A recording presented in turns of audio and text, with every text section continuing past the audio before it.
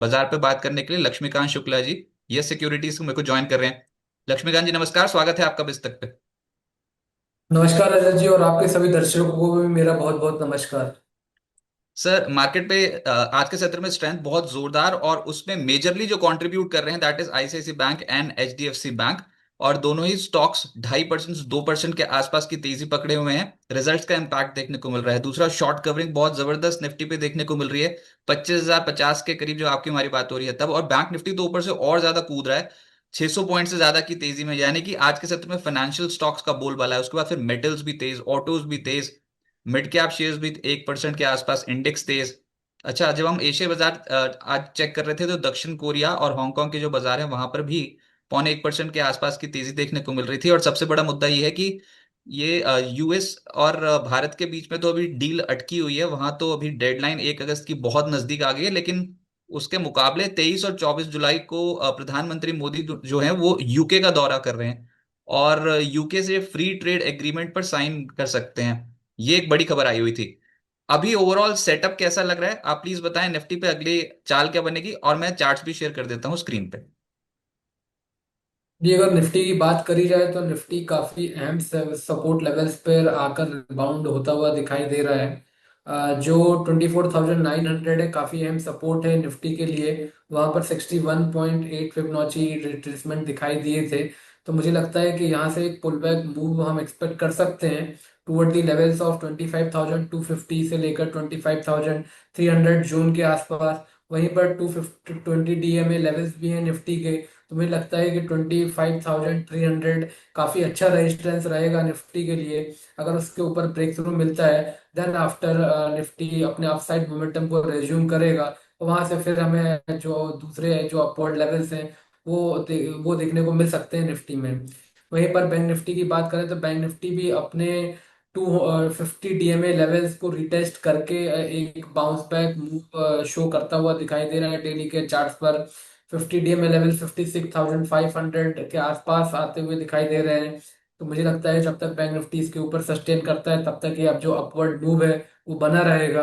अब जो रेजिस्टेंस है वो 57,400 के आसपास दिखाई दे रहा है। उसके ऊपर अगर बैंक निफ्टी निकलती है तो फिर हमें 58,000 तक के भी लेवल्स बैंक निफ्टी में देखने को मिल सकते हैं। वहीं पर अगर हम इंडिया विक्स की बात करें तो वहां पे तो हमें स्टेबिलिटी नजर आ रही है, क्योंकि वो अभी भी सारे की मूविंग एवरेज के नीचे ही सस्टेन कर रहा है। तो ओवरऑल जो मोमेंटम है वो स्टेबिलिटी का दिखाई दे रहा है। वहीं पर अगर हम एफआई लॉन्ग शॉर्ट रेशियो पर नजर डालते हैं जो अभी तक के लोएस्ट लेवल पे ट्रेड कर रहे हैं, तो जब भी हमने देखा है हिस्टोरिकल वैल्यूज पर, तो जब भी एफआई लॉन्ग शॉर्ट रेशियो 15 के आसपास ट्रेड करते हैं तो वहां से हमें एक पुल बैक मूव का हमेशा से एक्सपेक्टेशन रहता है। और जो डाउनवर्ड मूव रहता है वो काफी रिस्ट्रिक्टेड रहता है। तो मुझे लगता है ये काफी अहम बात है मार्केट के लिए, जो कि हमें एफआई लॉन्ग शॉर्ट रेशियो में देखने को मिली। अच्छा सर, एक चीज और है, ये ना 20 ये सॉरी सॉरी 30 जून ऑनवर्ड्स लगातार बाजार पे प्रेशर जो है बनता ही चला गया और कोई उतने सॉलिड रिजल्ट्स भी नहीं आए जिसके कारण हम कह सकें कि बाजार पे एक तरफा चल तेजी बनती हुई नजर आएगी। बस ये हो ये रहा है कि 1 अगस्त की डेडलाइन बहुत ज्यादा नजदीक आ गई है, तो ट्रम्प को कुछ ना कुछ तो करना पड़ेगा भारत के साथ। अगर नहीं करेंगे तो फिर मतलब जवाब क्या देंगे दुनिया को कि डील जो करने जा रहे थे, बार बार बोल रहे थे कि डील होने वाली है, एक डील होने वाली है, वो डील तो हुई नहीं। उसके मुकाबले यूके के साथ हमारा फ्री ट्रेड एग्रीमेंट हो सकता है। ये एक बड़ा बूस्टर डोज है इंडियन मार्केट्स के लिए। और ये अभी ये पूरे स्ट्रक्चर को क्या आप समझते हैं कि नेगेट हो गया? जो गिरावट थी वो यहां पर थम गई और यहां से तेजी बन सकती है। हम अभी भी जुलाई सीरीज के सबसे निचले स्तर को टेस्ट करते हुए ऊपर आए हैं, इसलिए पूछ रहा हूँ। ये आपने खुद एक अहम रेजिस्टेंस बना के रखा हुआ है 25,250 से लेकर 25,300 के जून के आसपास। मुझे लगता है वही पहला ट्रिगर होगा। अगर कुछ भी पॉजिटिव न्यूज आता है तो मुझे लगता है निफ्टी सबसे पहले 25,300 के लेवल ब्रेकआउट देगा। तो मुझे लगता है वहां से फिर हमें तेजी दिखाई दे सकती है। लेकिन जब तक मार्केट 25,300 350 के नीचे रहता है तब तक मुझे लगता है कि डाउनवर्ड प्रेशर बना रहेगा। हालांकि ज्यादा यहाँ से और करेक्शन देखने को नहीं मिलेगा, क्योंकि नेशनल लेवल पे काफी सपोर्ट्स भी नजर आ रहे हैं। तो मुझे लगता है ये एक रेंज बाउंड ट्रेड आने वाले समय में हमें देखने को मिल सकता है। लेकिन हाँ, जिस हिसाब से चार्ट का स्ट्रक्चर है तो लगता ये है कि ऊपर की तरफ ब्रेकआउट देखने को मिलेगा। और 25,300 350 के लेवल जैसे ही टूटते हैं तो फिर से जो मार्केट है अपनी गति अपर साइड की ओर मेंटेन रखता हुआ दिखाई देगा। तो ऐसे में आप तो बहुत डेरिवेटिव के स्टॉक्स ट्रैक कर रहे हो, तो उसमें फिर आपको सबसे बेहतरीन स्टॉक्स कौन से लग रहे हैं जहां पर तेजी बनाई जा सकती है? देखिए, अगर हम सेक्टोरल इंडाइसेस की बात करें तो वहाँ पे निफ्टी मेटल्स और निफ्टी फाइनेंशियल सर्विसेज, इनके जो स्टॉक्स हैं वहाँ पर हमें तेजी दिखाई दे रही है। निफ्टी फाइनेंशियल में अगर बात करें तो बजाज फिनसर्व और बजाज फाइनेंस दोनों स्टॉक काफ़ी अच्छे निकल कर आ रहे हैं। तो मुझे लगता है कि यहाँ पर तेजी बनी रह सकती है। अब बजाज फाइनेंस की बात करें तो यहाँ पर हमें कंसोलिडेशन ब्रेकआउट देखने को मिल रहा है डेली के चार्ट्स पर।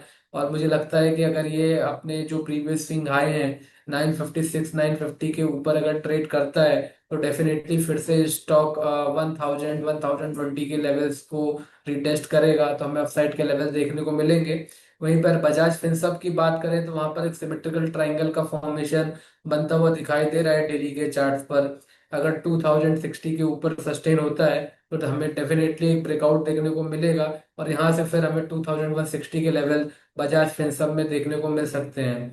जो डाउनवर्ड सपोर्ट नजर आ रहा है वो 19,990 से लेकर 2000 के जून के आसपास आता दिखाई दे रहा है बजाज फिनसर्व में। और जब तक ये इसके ऊपर ट्रेड करता है तब तक हम ये जो अपसाइड के जो टारगेट है उनको एक्सपेक्टेड कर सकते हैं अपकमिंग सेशंस में। और मेटल्स आपने बोला था, वहां पर भी कोई पसंद है क्या? निफ्टी मेटल्स में हमें हिंडेल्को काफी अच्छा लग रहा है। हिंडेल्को में आज अपने 200 डीएमए लेवल को रिक्लेम किया है और पिछले कई दिनों से स्टॉक अपने हायर टॉप हायर बॉटम के अनुसार ट्रेड कर रहा था। तो ओवरऑल स्ट्रक्चर पॉजिटिव नजर आ रहा है। तो मुझे लगता है कि हिंडेल्को में आने वाले समय में तेजी देखने को मिल सकती है। यहाँ से हमें 700 720 तक के लेवल्स हिंडेल्को आने वाले समय में हमें शो कर सकता है। वहीं पे जो डाउनवर्ड सपोर्ट है वो भी आता हुआ दिखाई दे रहा है 650 का। तो जब तक हिंडाल्को 650 के ऊपर ट्रेड करता है तब तक हमें इसमें तेजी देखने को मिल सकती है। इसके अलावा हमें एक्साइड इंडस्ट्री पर भी हमारी नज़र है। यहाँ पर हमें कंसोलिडेशन ब्रेकआउट देखने को मिले हैं 390 के लेवल्स के ऊपर। और एक अच्छा खासा बेस फॉर्मेशन हमें 379 375 के जोन के आसपास देखने को मिला है। और वहीं से यहाँ पर हमें रिबाउंड भी देखने को मिला है। तो मुझे लगता है कि यहाँ पर हमें 410 तक के लेवल्स एक्साइड इंडस्ट्री आने वाले समय में शो कर सकता है। तो मुझे लगता है कि तीसरा ये स्टॉक है काफ़ी अहम है जहाँ पर हमें नज़र रखनी चाहिए। और 410 के टारगेट का जो लक्ष्य है वो हमें आते हुए आने वाले समय में देखने को मिल सकता है।